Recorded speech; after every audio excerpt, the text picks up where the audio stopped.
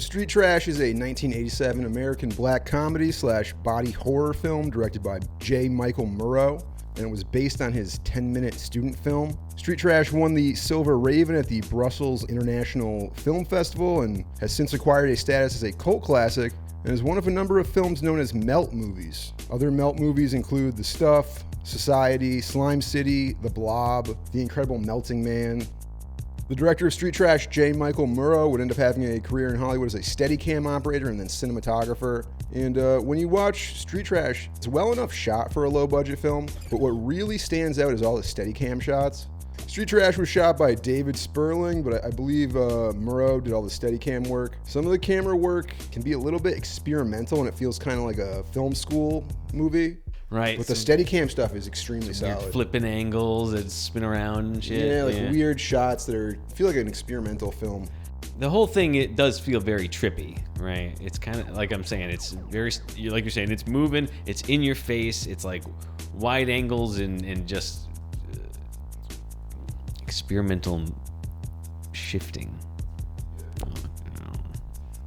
I think this is a particularly solid film for a first-time director. Yeah, sure. I mean, I guess it's kind of easy to say that it has stood the test of time. It's an exploitation film for sure, right? It's pretty remarkable. It's going from like being successful at midnight screenings, being successful on VHS, being successful on DVD, having a Blu-ray run. You can pretty much find it anywhere. It's probably more well-known now than it was in the 80s. That's interesting. Definitely a beloved cult film. The director went on to become James Cameron's Steadicam operator. He worked on The Abyss, Terminator 2, True Lies, and Titanic. He was also the Steadicam and B-camera operator on Kevin Costner's Dances with Wolves, which won Dean Semler the Academy Award for Best Cinematography in 1990. And then J. Michael Murrow went on to become a cinematographer, continuing to work with Kevin Costner on Open Range. He also shot the film Crash and Rush Hour 3. So he had a pretty good career as a DP and is still currently working. And also notably, Bryan Singer worked on the film Street Trash as a grip. Not in the G&E department, he was just on set groping young men. You gotta start somewhere, you know?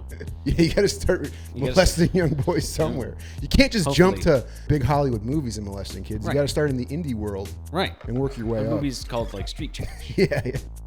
I'm gonna give Street Trash 4 out of 5 stars. This is... Wow. Yes, this is top tier 80s exploitation. It's like up there with The Toxic Avenger and Cannibal Holocaust. It's pretty solid. Wow, Gary. 4 out of 5. Street Trash has a little of everything. There's some gore, there's some political satire, there's some gang rape, there's a scene where a group of homeless men play hot potato with another man's severed penis, and there's a lot of inventive practical effects. You know, that last part, for sure, yes. I'll give you that. It's got lots of inventive scenes and silly and horrific moments.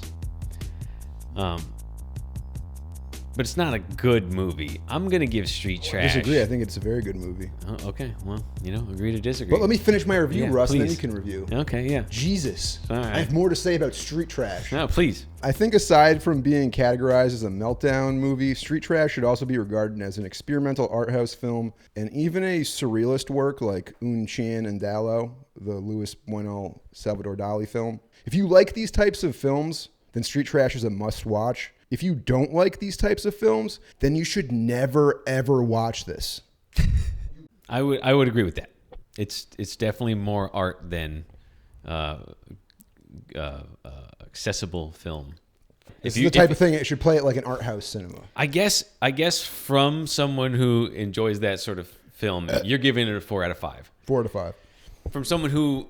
I'm rating it as a 1980s exploitation film. Okay. Of which it's amazing. It's one of the best ones made.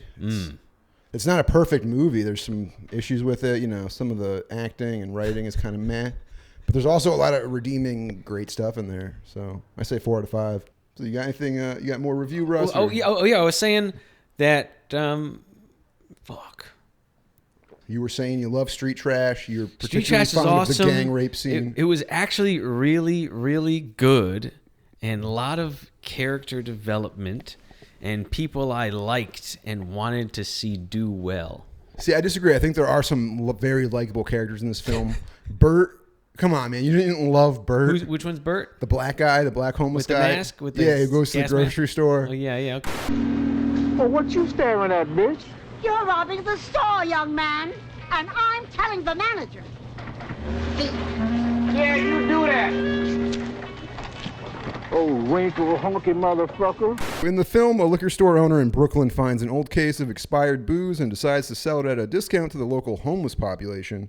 And as it turns out, the beverage, which dates back to the 1920s, is actually poisonous and causes people to melt down, as the subgenre implies. What makes street trash actually kind of clever is the way the tainted booze bounces around through the homeless community. You're never sure when it's going to pop up or who's going to drink it. The sudden spur of deaths caused by the tainted booze, as well as a homicidal PTSD suffering Vietnam veteran named Bronson, leads the NYPD to send in a local cop to investigate. The cop, who's just called Bill the Cop, is played by a guy named Bill Chappelle, and it's a performance that really lacks any subtlety. Yes. No, this guy's just 100. This guy is over the top, even for like a cop in a 1980s exploitation film. You're the type of cop that would use a traffic violation as a ruse to pull me over and rape me. Baby, I ain't sure you don't got a cock. So there's definitely like a level of satire in this. Certainly. At one point, he beats a guy to death and then causes himself to vomit on the corpse. So ridiculously over the top. Like, who does that?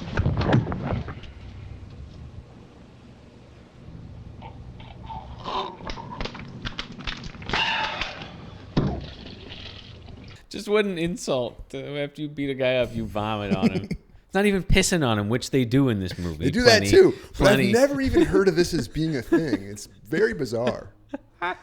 It's an interesting performance, to say the least. Yeah. Like this guy never did anything else. I mean, there's no other do you think movies. that's career ending, or do you think by choice he I just think he did what he needed to do with acting. He accomplished everything in one film, and then decided to retire because where are you going to go after playing Bill the Cop? Was he really a cop? He had military time. I doubt he was really a cop, but okay. I don't know, man. Yeah. A lot of the acting in this film is kind of mid. The two guys who play the main characters, the two homeless brothers, they both are pretty shitty actors. Yes, but they're the most likable, I think, just as far as... I thought Fred was very unlikable, the older brother. Oh, yeah. You know, especially since he rapes that woman. Yeah, right. That is pretty shitty. A lot of the acting's not great. R.L. Ryan is pretty good as the guy running the junkyard. And there's like a few standout performances among the hobos. The guy who plays Bert was pretty good. Also, great performance by Tony Darrow and James Lawrence. Sure. The guy who plays the mobster and the door guy. Yep. And I think people might recognize James Lawrence from the film Frankenhooker and also the Jerky Boys movie. And those two are actually pretty funny in the movie as the mob guy and the doorman. This kind of leads us into the gang rape scene. And this is where Street Trash's portrayal of homelessness gets a little dark. Basically, a drunk woman mistakes Fred the hobo for her mobster boyfriend played by Tony Darrow. So Fred takes her back to the dump where he has some particularly unmotivated sex with her before she's then gang raped to death by the rest of the smelly homeless men. It's highly offensive. Forget about 70s and 80s exploitation. This is borderline like Birth of a Nation type of stuff. I assume there's it's almost like a reference to that. I don't know if it's really meant to be like sincere. I don't know. I mean, it's all supposed to be offensive, so that shit happens. And actually, the woman, I read this somewhere, that the woman playing the person who was being carried away, sort of had some flashback because she was attacked by a gang, not of like zombie homeless people, but she was attacked in the subway a couple years prior, and this like kind of freaked her out. Nowadays, actually, if they are doing a sexual assault scene, they will have, Intimacy coordinator. Yeah, exactly. Intimacy coordinator. That's the position. It makes sense because when you're dealing with uncomfortable, we're all humans, right? And actors are humans too, and everybody... I think the intimacy coordinator is really more to make sure that nothing inappropriate happens between the actors and the crew in the scene. Okay. Obviously, if somebody's acting in a movie with a rape scene or something, they know they're going to be acting in a rape scene. They've read the script, so right. It's, you know, right. They know it's surprise them. Last minute rewrite, your character's getting raped. Gang, zombies. We're coming for you. The other thing that I wanted to talk about was this iconic sequence, Russ, where the man has his penis cut off. Oh yes, and they do a game of keep away. with the severed penis as he's trying to get it back and, get it reattached, which is interesting because this is way before the Lorena Bobbitt incident. Maybe it's the inspiration. A little bit of life imitating art. Sure. He's taking a piss and he ends up pissing on Bronson is what happens? Yeah, he's like pissing through the fence. Through a Bronson. fence, He just takes it upon himself to cut the man's penis off. Right. And just throw it to the other homeless guys. And then it becomes keep away. Yeah, what are you going to do? You're going to give the guy back his penis immediately? No, you're going to have a little fun with him. Gary. Got your dick. Gary, if ever I get my dick cut off, please don't chuck it around to anybody else. Hand it to me. Just drop it in the garbage disposal. No. Do I go in after it? Then a surgeon will have to separate your dick from your hand. Just a big ball of flesh that you bring in. You're like, can you put this back on? No. Sorry, sir. No, sir. We're going to have to do a Jamie Lee Curtis on you.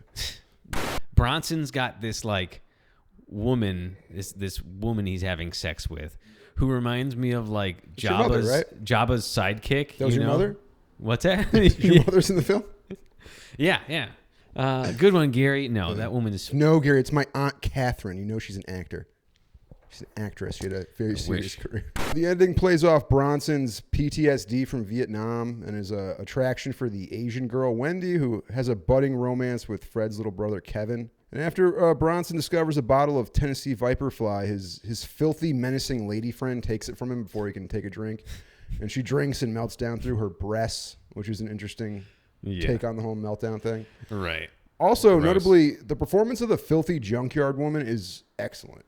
She's disgusting. She's seemingly insane.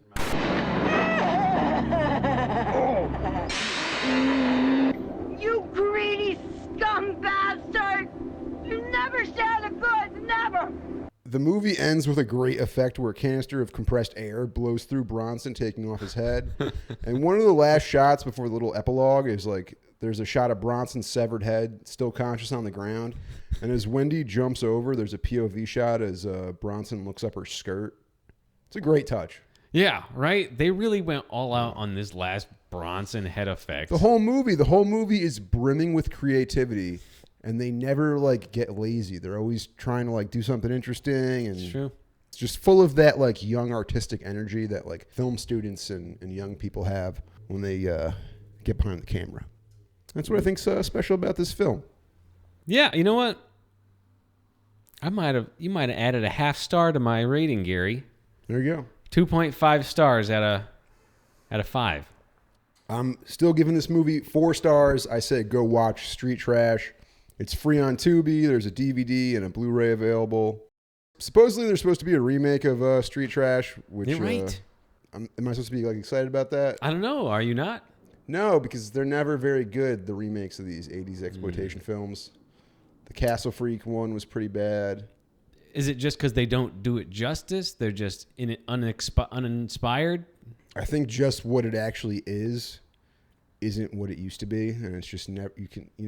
Making a cheap digital movie is just never going to be as special as an exploitation movie was in an era when there weren't tons of content and things had to be made practically. What if you still had a ton of practical effects and stuff, though? Yeah, maybe the remakes. It's going to be made by the guy who did Fried Barry, which I did not. I don't remember enjoying Fried Barry. Did you see Fried Barry? I didn't even see that. It's a South African guy. What's that? Indie film? Oh, yeah. Okay. Indie. It's very indie. The remake's going to take place in Cape Town, South Africa.